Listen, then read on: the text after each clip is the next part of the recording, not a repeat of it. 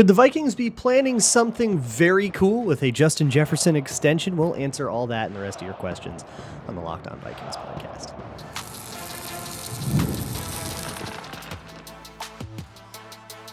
You are Locked On Vikings, your daily Minnesota Vikings podcast, part of the Locked On Podcast Network, your team every day. Hey, everybody. Welcome to the Locked On Vikings podcast, where we're always trying to learn something new. It's part of the Locked On Podcast Network, your team every day.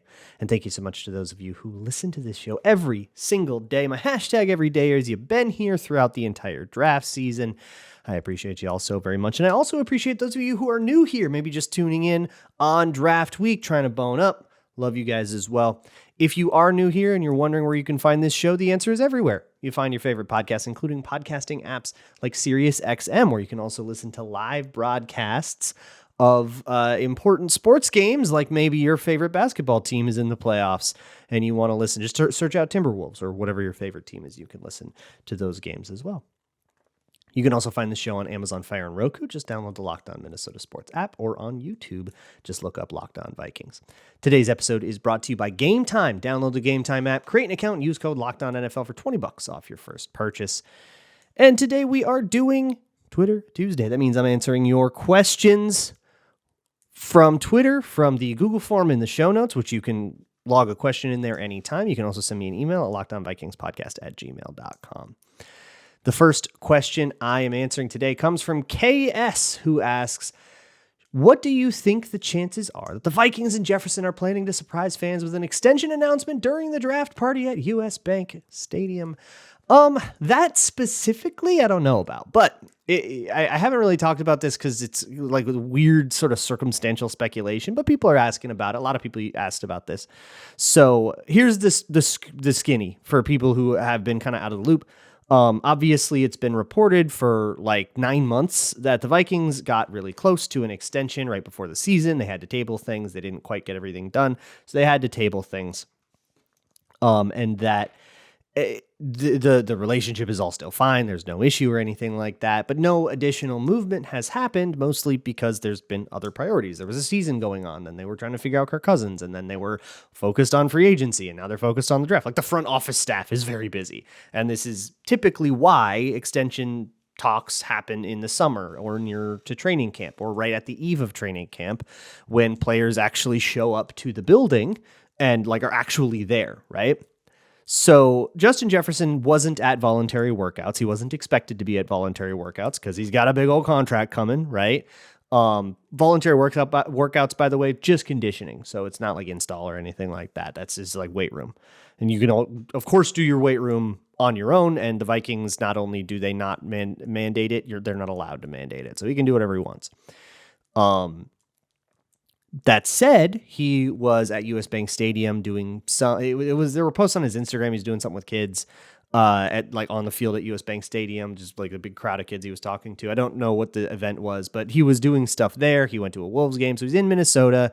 He's walking around Vikings facilities. He's doing stuff in conjunction with the Vikings, and people are going, "Oh my God, he's there.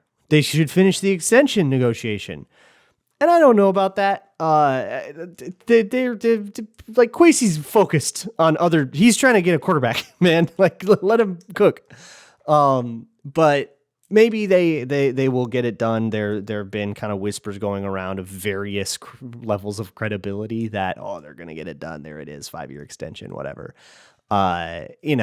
When it comes to Locked On Vikings, you'll know about it when it's real, but I'm not going to spend my time trying to dig through and verify stuff that kind of only exists on Twitter, because there's a world outside of Twitter. So are they trying to surprise fans with an extension announcement? I don't even think that'd be the PR move, right? Because on draft day, the draft party, they're going to be talking about the quarterback. Like, that's the whole deal. Like, you got plenty of PR there. Use that PR in like May or June when nobody's paying any attention, and then you can get a bunch of good eyeballs on you, right? Like, that's the PR strategy. So I don't think so. But that's not like a reason to be concerned or anything like that. Because it's just not really the time of the year for that. That's just not really what's on the docket right now. Alan Harris asks, what team has paid 3 first-round picks for a QB and then competed and won a Super Bowl? Well, competed for, there's one team that's done this, and it's the San Francisco 49ers. And they've been competing for Super Bowls ever since, even though it's not with Trey Lance. They just kind of like worked anyways. And I think like the Trey Lance trade, I don't correct me if I'm wrong. I don't think another team has ever paid 3 first-round picks for a quarterback ever. They've paid, 2 firsts and 2 seconds. That was Josh Allen. I think Patrick Mahomes was something similar. I think didn't the Bears trade up for Trubisky? Didn't they go from like 3-2 to get Trubisky? So there was like that thing. Like these sorts of trades up have happened. But I don't think it's ever been. I don't think Jared Goff was 3. The Panthers didn't do 3. They did like 2 firsts and DJ Moore. So I don't think that any of those track. But for 3 first-round picks, it's only the Trey Lance trade. And if anything, what we learned from the Trey Lance trade, right? It's like, well, they traded 3 first-round picks and that QB was bad, so it feels really bad. Wow, you shouldn't make that mistake. But if Trey Lance was good, you got to think about like how it would feel if he wasn't just a straight butt. If you picked Trey Lance in the 3rd round, that didn't work out for them, right? Because they didn't get that much back. So like the cost of Trey Lance doesn't have a lot to do with how bad he was. Like those are separate issues. And think of it this way too, because they managed to make things work with Brock Purdy, but in large part because of how good that team is. They were aggressive with Christian McCaffrey, George Kittle, Deebo Samuel, Brandon Ayuk, good O-line, right?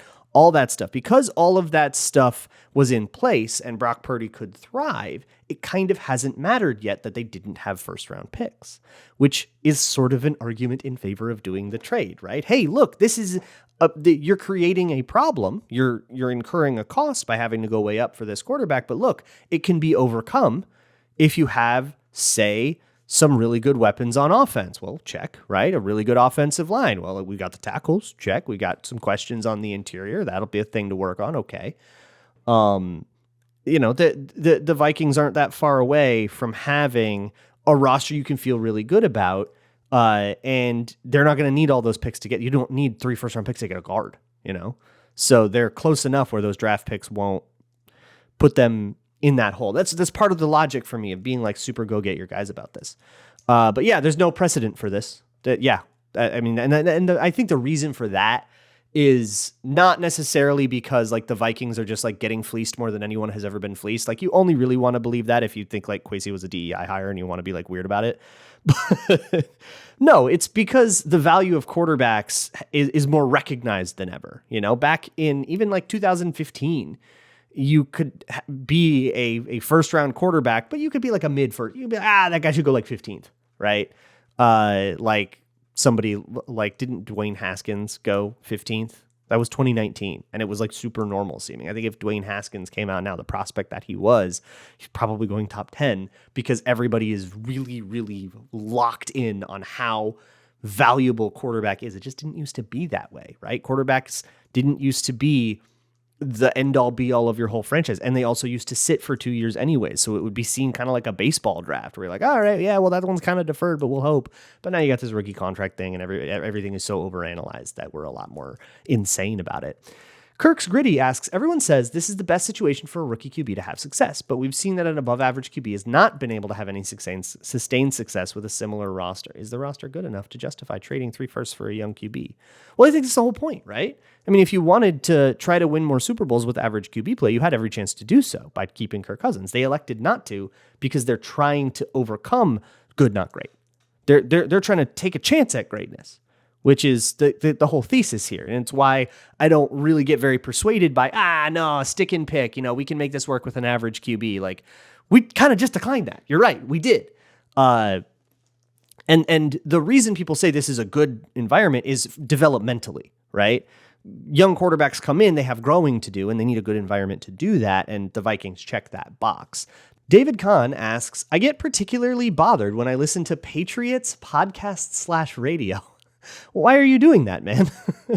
Okay, so there seems to be a cognitive dissonance happening. They seem to agree that Elliot Wolf is in charge, and he's an analytics guy. He's changed player evaluation to focus more on value. Gerard Mayo is going to do it his way. Robert Kraft is taking a back seat. With this info, they also seem to agree that they will draft a QB at 3. Reasoning. That's the most unanalytic reason ever. quote, you never know when you'll be this high in the draft again. Is this as wacky to you as it is to me? I'm not sure if you're right about the analytical vibe here, because analytics recognizes that QB is important enough that it sort of breaks all the other principles. Look, for those uninitiated, basically, historically, teams that trade down, it works out for them way more than teams that trade up. When you put all your eggs in one basket, sometimes you get a Julio Jones. Way more often than not, it's a Jameson Williams, and you just like wasted a bunch of stuff to get like wide receiver 4. But with quarterback, because the value of quarterback is so much higher, and the scale of ups and downs is so much more, the range of outcomes is so much wider. It's like just worth it for QB. So analytics would say that probably sticking and picking at 3 for them is better than trading down. But there's arguments to be made about that. That's actually not quite as solved a matter, I would say, as either of us are putting it. So yeah, if Elliot Wolf is in charge and he's an analytics guy, the decision to stay and select Drake May at 3 would make sense. Peter Larson says, how do you think Kevin O'Connell and Josh McCown will coach Drake May to stop drifting out of clean pockets? Is this something that is done through drills, or is it a live and learn process, knowing May will likely have to learn by having tough games in the NFL? So this is why I'm harping on the like keep your feet shoulder width thing. This is a drill. This is a footwork thing. This is not like a personality change. It's a drill. So if you can drill him to be more conservative with his movement, when it's time to, get into a better lane, or when it's time to evade pressure, he doesn't need to take 2 sprinting steps and go all the way from, the middle of the field all the way over to the hash and break his tackle box. If you can get him taking a couple of smaller steps and keeping his base wide instead of taking, narrow steps, narrow long step, wide short steps. And that's, you drill that. That's just something that you would work on. That to me is definitely fixable, and it's why I still have him very high on my board. I've got a couple more QB questions, as well as some weird ones coming up here on the Locked On Vikings podcast. Today's episode is brought to you by Gametime, the best place to find last-minute tickets. If you are looking to get to an event, and either you're like me and you're a terrible planner, or you're just being spontaneous, saying, hey, let's go to a concert tonight, that kind of thing, Gametime is a great place to find those last-minute tickets, and it can even be a great way to find a deal. Look, as you inch closer and closer to the event, maybe even up to an hour into the event, Gametime still has tickets available. Those tickets will get cheaper as people just try to get rid of them, and Gametime can pass those savings on to you. You can save up to 60% off buying last minute for anything from a sports game, concerts, comedy, theater, you name it. And they have all-in pricing. That means that what you see right next to the price as you are browsing, that's what you're going to pay. No hidden fees, no nonsense. That is your actual checkout total. Plus, you can look at their seat views where you can see exactly what your view will be like before you buy. So you're not getting stuck behind a pillar. You can make sure you're satisfied with your view. Take the guesswork out of buying tickets with Gametime. Download the Gametime app, create an account, and use code LOCKEDONNFL for $20 off your first purchase. Terms apply. Again, create an account and redeem code LOCKEDONNFL for $20 off. Download the Gametime app today. Last minute tickets, lowest price guaranteed.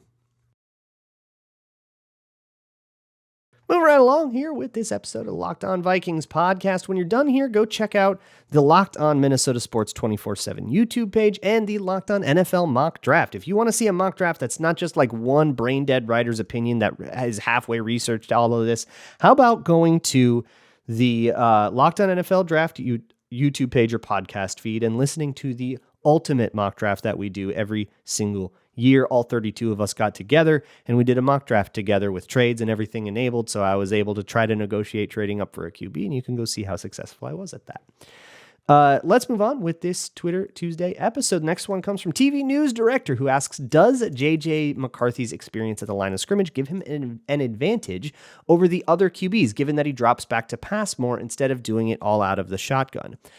Yes, but a marginal one. Like, it definitely helps, especially in the NFL. You see a lot more under center than you do in college. That's just the way of the meta games in those two leagues. And the fact that JJ McCarthy did some of that gives you the sample where you can see that he knows how to do play action. He knows how to, drop from under center, but that's a fairly basic thing.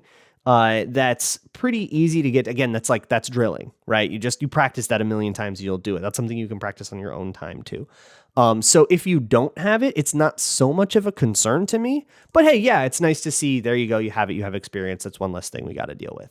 It was actually Josh McCown in an Underdog Fantasy segment a couple of years ago, or not, it was last year, because he was talking about Bryce Young, who said, those little things that are teachable, it's easy to write them off as like, we can teach him that. But it does mean that that's something that you're teaching and working with him. Like, time is limited. So you're teaching him that instead of, learning more about the offense and learning more about how it attacks different defenses and learning more about game plans and stuff like that. So it is teachable pretty easily, but it's always going to be nice, right? Like with the Drake May footwork thing, right? It's a knock. It's a small knock. It's teachable, but that doesn't mean it doesn't exist. Next one comes from Dylan Peterson, who asks, what are the odds Darnold has a breakout year now that he's on a competent team and our rookie rides the bench for 3 or 4 years and we don't get much value out of the rookie deal? Boy, the odds of that are astronomical. I think you're getting into cosmic numbers with the odds of 3 or 4 years of Sam Darnold.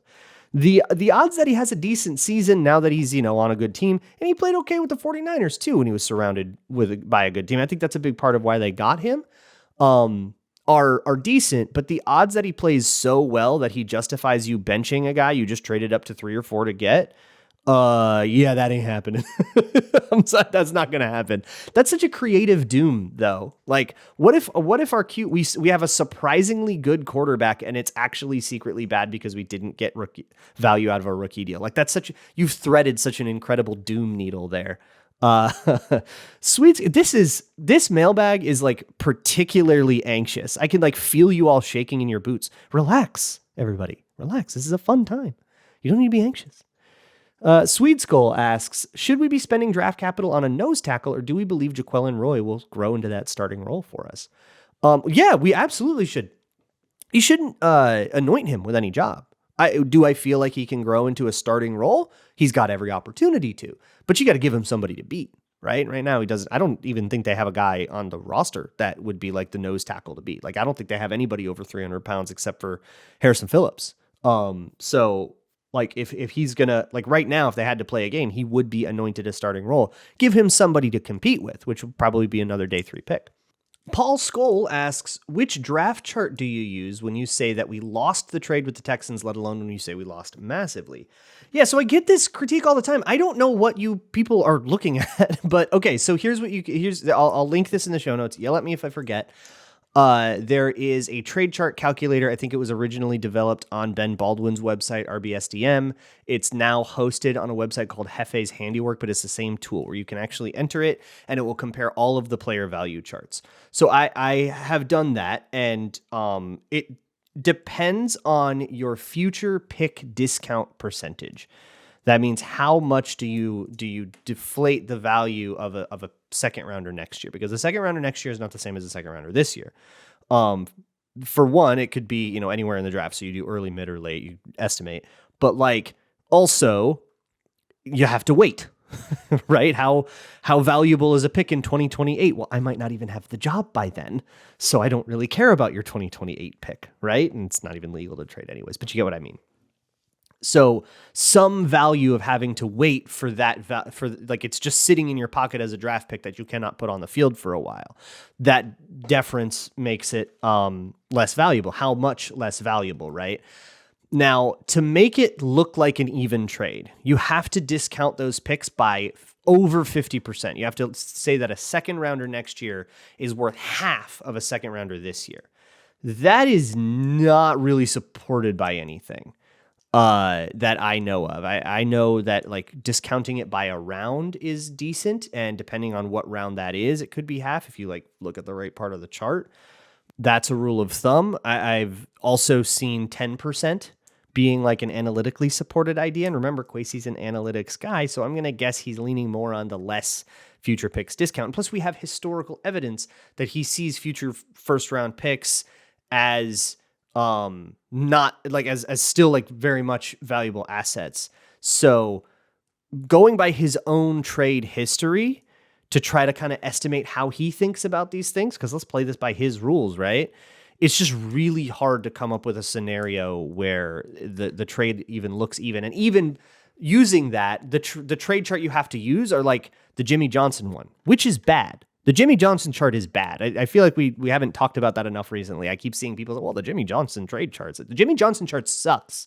It's not representative of any value. It's not representative of the way that teams actually trade picks. That market it just misrepresents the market, and it doesn't really project the way that these things tend to turn out historically at all. He just scrawled it down in the 80s and just went with it. Like, the values on that trade chart sucks. The concept is great, but it's like Sigmund Freud in psychology. Thank you for laying the groundwork. We will take it from here with somebody who's actually right about this. And that could be a whole bunch of different things. Ben Baldwin himself has a trade chart that says the Vikings lost, even if you discount future picks by 50%, they lost by a late 4. Other ones say maybe more of a later day 3 pick, but if you do say split the difference, 30% less value for a second round pick next year. So the second round pick next year that they gave is just a little bit less valuable than the pick 42. Then you start getting into the Vikings lost by a 3rd or a 4th round pick. If you do the 10% analytical idea, they lost by a 3rd round pick. That's getting pretty significant. That's where I'm at. And I'll put a screenshot of some of those up while I talk about it on the YouTube thing. So I'm showing my work. All right. You can do them. I'm taking the screenshots right now. So hopefully I won't forget to use them. Next one comes from Jack from St. Paul, who says, do you have any good methods to avoid a heart attack of one of the QBs falling to 11 and we don't trade up? Again, oh my God, relax. Everybody's going so crazy, right? Chill. It's a fun time. The draft is one of the only times in the whole football calendar where it can only be good news. You've only added. You do not lose any players right now. You only add players. And even if it's players you don't like, there's still the outcome that you're wrong, right? That can be optimistic, but even a player that, we spent that what should have gotten us a starter, but it only got us a backup. That's still additive. It's the only time of the year where that kind of thing is true. So chill. Get excited about a new quarterback. This is like a situation we haven't been in since 2014. It's been 10 years. Enjoy it instead of being anxious about it. I'm staring at 2 rabbits and I think they have more courage than you all. Goodness gracious. Enjoy the draft. Harif Sasan, asks, as someone who would like to see our team benefit from Cousins tampering, I see where this is headed. I want to get your thoughts on 2 potential settlements, number 43 for number 108 or number 74 and 79 for number 129. This mutually beneficial outcome would net the Vikes a mid-second grade value while avoiding harsher punishments that don't actually benefit us. Pie in the sky or reasonable compromise? Probably pie in the sky.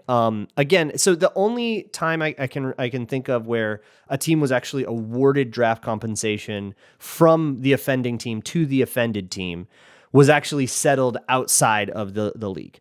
And the Vikings don't seem to be pursuing that. It also, I think they needed to be the team that filed the grievance instead of it being just discovered by the league. They needed to do what the Giants did, which is we have filed a complaint. The Vikings didn't do that. Kwesi doesn't seem to be interested in doing that and making a big problem out of it. But it also it's not really the way the league tends to handle these things. The Falcons might get docked something. And the way that the Vikings benefit from that is that they move up a slot because the Falcons lost a pick. That's going to be the way that it benefits. And I think setting an expectation for anything else is just consuming too much Mike Florio. Y'all got to chill. I got some more fun questions coming up in a bit, so let's keep it rolling here on the Locked On Vikings podcast. Today's episode of Locked On Vikings is brought to you by BetterHelp. BetterHelp is online therapy made easy. One of the biggest hurdles to getting into therapy is just making it work with your schedule. Just like, my Wednesday nights aren't open. Guess we can't do this, right? That's a pretty bad reason not to take care of your mental health. BetterHelp is there for you in that regard. You can do it from the comfort of your own home. You can do it safely and securely and in whatever format you're comfortable with, whether it's a video chat or if you prefer phone call, even text, you can do that as well. They'll hook you up with a therapist that they think is right for you. And if things don't work out with that therapist, I highly recommend switching, which you can do at no additional charge, and cycling through therapists until you find somebody that works with you. It's really important that the therapists they come in all different shapes and sizes, and sometimes they just will not jive. And that's just part of it. Try a few out and eventually you'll land on somebody that does jive with you and you can get the meaningful kinds of experience that you're after here. If you're thinking of starting therapy, give BetterHelp a try. It's entirely online, designed to be flexible and suited to your schedule. Visit BetterHelp.com/lockedon to get 10% off of your first month. That's BetterHelp, HELP.com/lockedon. Today's episode is also brought to you by FanDuel. It's playoff time in the NBA and NHL, and it's also draft time. FanDuel has all kinds of crazy draft props. You can do over-unders on players like, do you think JJ McCarthy will be taken in the top 6? Do you think somebody like Xavier Leggett will be a first-round pick, that kind of thing? As well as, who's the team that's going to draft Bo next, all of those kinds of draft props and betting on first, second, third, fourth, fifth picks, maybe even parlaying all of those together. They've got like a whole extra section for that. Or you can just go like bet on Wolves games like normal people do. Whatever it is, if you are new, you can get $150 in bonus bets guaranteed. You can make your first bet an automatic win, getting $150 win or lose. Just go to FanDuel.com/lockedon when you sign up. FanDuel, America's #1 sportsbook. Wrapping things out with this episode of the Locked On Vikings podcast. Got a few more for you. The next one comes from Bojack Norseman, who asks, what is the most absurd news story you would like to see happen before the draft? For me, it would be that in response to the weaponized articles saying Kwesi is in the hottest seat of any GM, the Wilfs signed both KOC and Kwesi to multiple year extensions. Are they going into are they in a contract here? I don't think they are, because that would probably be a bigger story. So I don't know. You wouldn't extend a contract with 2 years left on it. But yeah, I saw this. So this is Diana Rossini at The Athletic had a part of it that was like, it was like the section was titled like hottest seats. And then she had a paragraph about how like there's a lot of pressure on Kwesi because this is the decision that probably makes or breaks his tenure, which is like the most room temperature take you've ever heard. Like, of course it is, right? But it was like framed in that article in such a way. And then there was another one from Charlie Walters, who you shouldn't, I feel pretty comfortable at this point saying that like Charlie Walters has reported some very wrong stuff recently, and you should really, really be cautious about taking his word to the bank. But he also kind of had a similar thing that was like, well, if they don't draft a QB, and then they go 2 more years without drafting a QB, Kevin O'Connell and Kwesi could end up fired. And it's like, well, yeah, man, if all that bad stuff happens, then they would probably have to respond to that. It's this weird thing that you see in media a lot that really bugs me.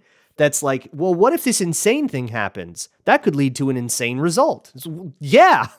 Like, what if the Vikings go 0-17 with Sam Darnold and they don't have a quarterback? Then everyone would get fired. Bet they're pretty worried about that. It's like, well, okay, a lot of conditions have to be met there. Did you see how you like created a mountain of conditions and said, well, if all those things happen, something drastic might happen? It's like, well, something drastic already happened in your hypothetical.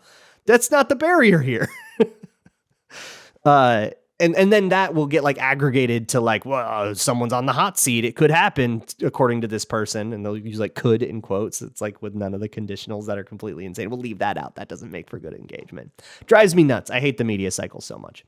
Mark D asks, the Minnesota Vikings are the home team in one of the NFL games in London, but they also have a road trip versus the Jaguars.